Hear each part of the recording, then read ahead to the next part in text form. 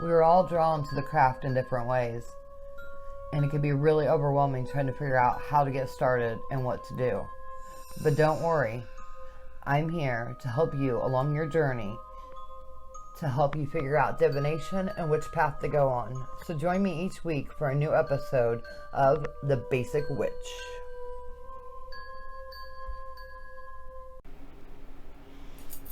Hey guys, and welcome to the first full episode of Kassie The Basic Witch.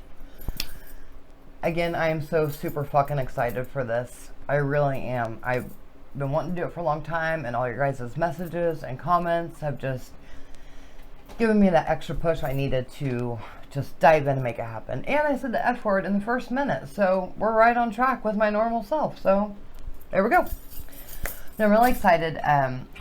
I really thought it'd be important to kind of make this first episode a little more serious than normal, just because I want to get some of the misconceptions of witchcraft out of the way and just kind of knock down some of those stereotypes that we face as witches. So if you are watching this the first time person to The Basic Witch, I want you to know that we are not evil people. And I think that's really important because over the years, witches have gotten a pretty bad rap of being considered evil or Satan worshippers or satanic or things like that. And that's just not what we are.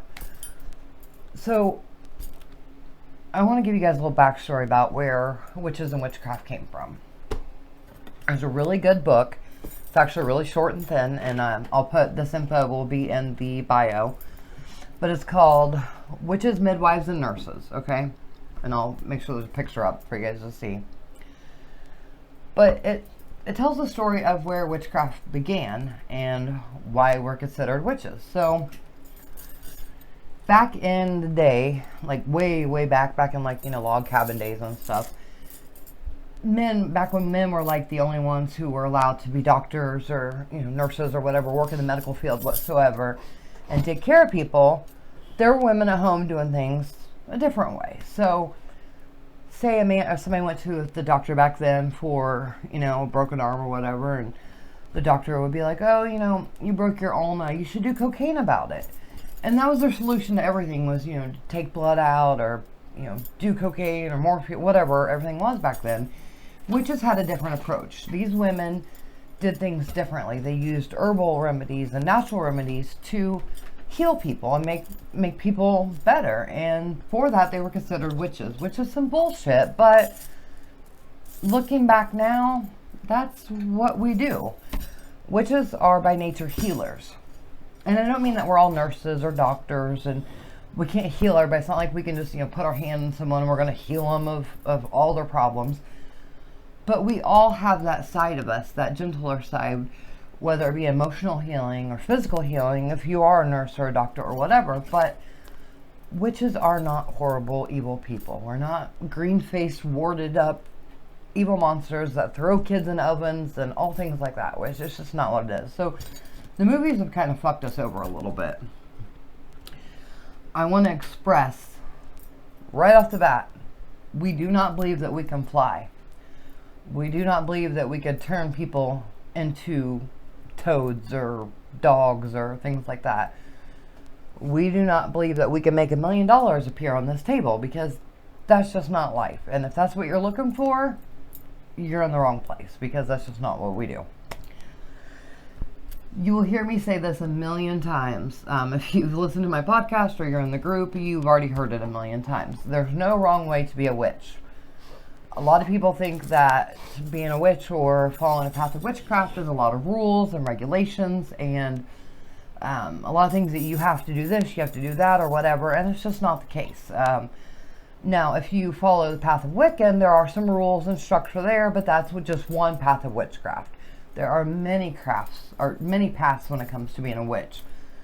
There are sea witches, green witches, kitchen witches, hedge witches, solitary witches, eclectic witches. There's just a lot of different types of witches. So you have to find your path and find what calls for you. It's almost like dating in a way, honestly.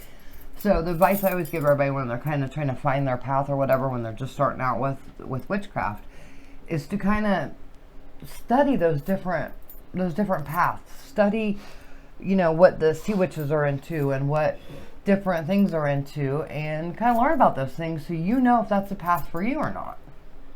But we'll get into all of that more in another episode too.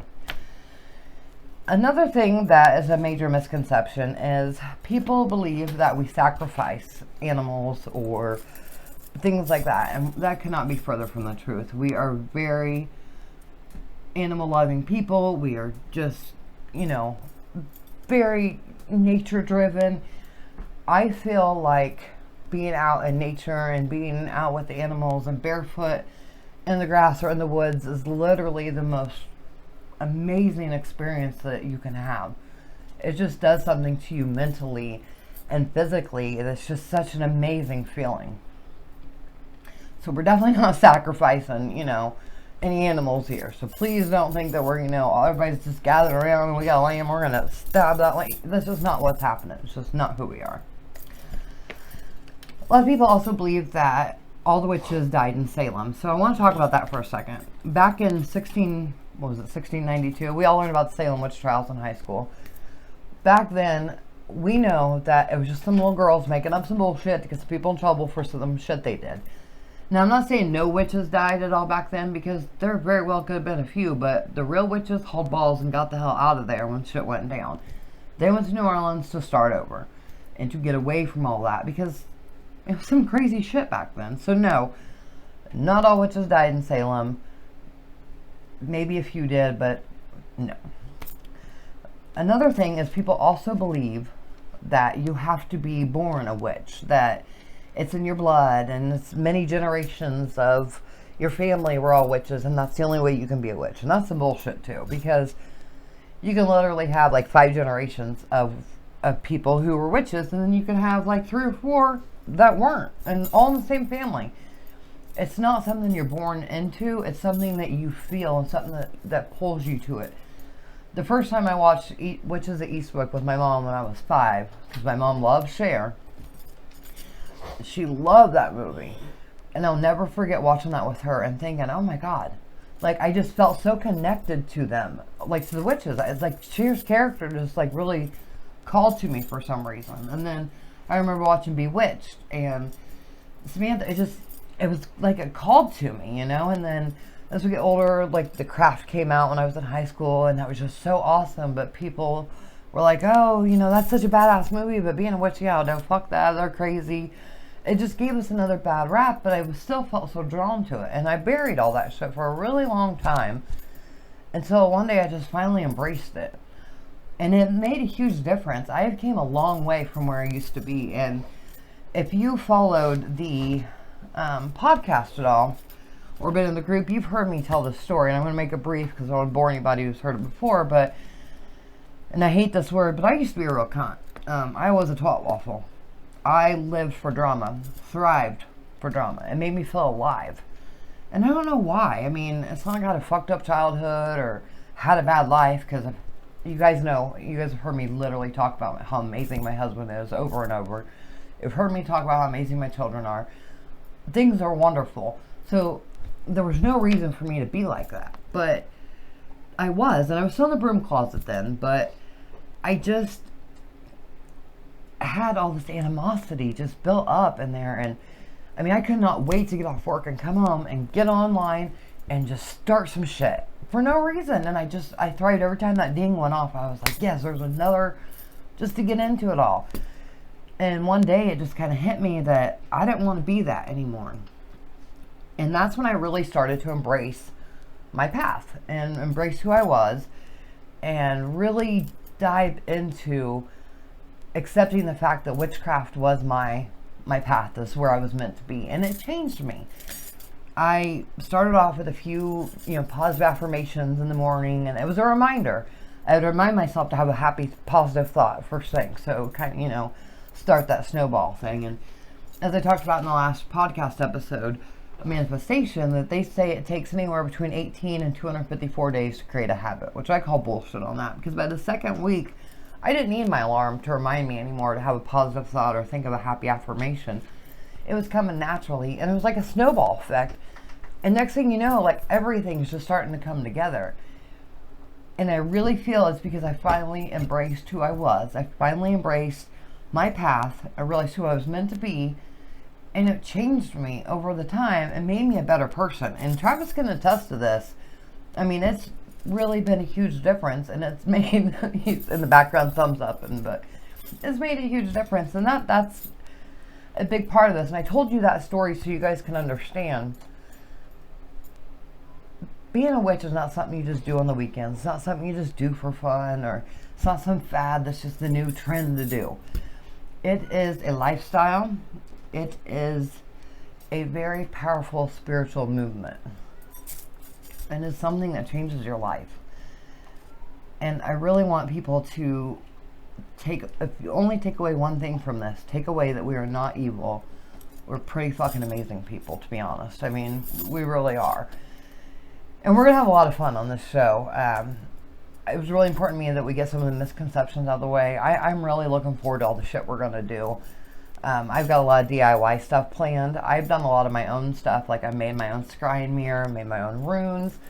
And people think that witchcraft's really expensive. And it can be if you choose that route. But instead of paying $44 for a 24-pack of spell candles, you can literally go to Dollar General and pay $1 for a 24-pack of birthday candles that you can use for any colors in there. I mean, these are the things I'm going to talk about. All these different ways you can have a very successful craft practice, save money, do things your own, and it means more to you when you use your own hands to make something that you're going to be using in your craft. We'll go over divination and tarot reading, oracle cards, pendulums, spirit boards, scrying, all these things. You guys see my wonderful crystal ball here because my husband is badass and got this for me because it's super special. But no, this was like one of the most expensive things I bought for my craft, and it was just because I can't really make a crystal ball. But this is just like I'm saying, you don't have to go out and spend all this. You can literally get away with much smaller, much easier things. And like I said, we'll talk about it in a different episode, but instead of having a crystal ball, you can literally use a bowl of water to scry. So these are things that we're going to talk about, and I'm super excited to get into all of that. There will be a really special episode coming up for Maven, which is coming up September 22nd. It is one of the Sabbats. The Wheel of the Year is another thing we'll get into. There are 8 of those, but I'm really, really excited for the Maven episode, Maven. And then we'll talk more about the Wheel of the Year later, but I think we're going to have a lot of fun, guys. I really want to do a lot of fun stuff, but I want your guys' requests. I want your opinions. So tell me what you guys want to learn about, what you guys want to see me talk about, what do you want me to see me do. You can email me at thebasicwitch2020@gmail.com. You can get a hold of me in the Facebook group, The Basic Witch. You can hit me up on Instagram at the_basic_witch_. Literally, this is what I do. You guys hear me do it in the podcast all the time. I'm always doing the what? So now you guys see me do it. But no, I want to hear from you guys. I want to hear what you guys want to see, what you want to talk about, what you want to do. I want to have people like call in and be on the show. Anybody local that wants to come be on the show, that'd be really cool too. I just have a lot of plans for this. I think it's going to be a lot of fun. Please don't forget to check out the online coven. If you're new to all this, covens are really popular in bigger cities. There are a lot of covens to choose from when you have a bigger city.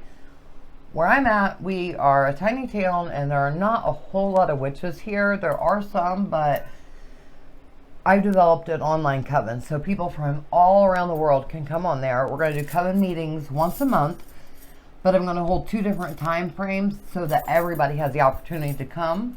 There'll be like a Zoom meeting situation, and that's my cat trying to break in the room. So if anybody hears that noise, you know, she's just trying to break in. You guys always hear her on the podcast. So anyway, the coven is thebasicwitchcoven.com. It's free to become a member. It doesn't require any fees or anything like that. I take care of all those things. If you have trouble registering from your mobile device, you may have to try using the desktop version in your mobile browser.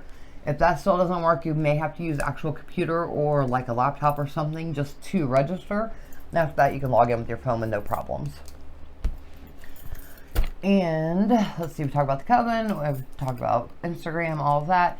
If you're in the Attica area, I will be doing tarot reading and oracle card reading at the Heritage Days Festival next weekend, so please stop by my booth and see me. Also, I want you guys to check out Well That's Creepy. It's another YouTube channel I do with my husband. There'll be a little runner up here in the video for you guys to see. If you've already seen it, go back and hit it or find us. It's called Well That's Creepy. It's my husband Travis and I, and we talk about all kinds of just creepy shit, basically, and it's really cool. Right now I'm using the same background from that one because I have not got my witch background yet, but it is what it is. So don't forget to please like, subscribe, leave me a comment. I want to hear what you guys think, so please, again, you can get us on the Facebook group, The Basic Witch. You can hit me up on Instagram, _basic_witch_ fucking habit. You can email me at thebasicwitch2020@gmail.com. Check out the basicwitchcoven.com also. And I think that's it. So next week's episode will be a big surprise because I don't know what it's about yet. I haven't decided. There's like 8 million topics that I want to talk about. And I can't figure out what I want to talk about first because it's so exciting. But don't forget to check out this book. I will put the info in the bio. I think that's it, witches. I'm super excited. Next week, I promise to be a lot more fun and less serious, and we're going to have a really great time. All right? I think that's it for now. So bless be. Bye.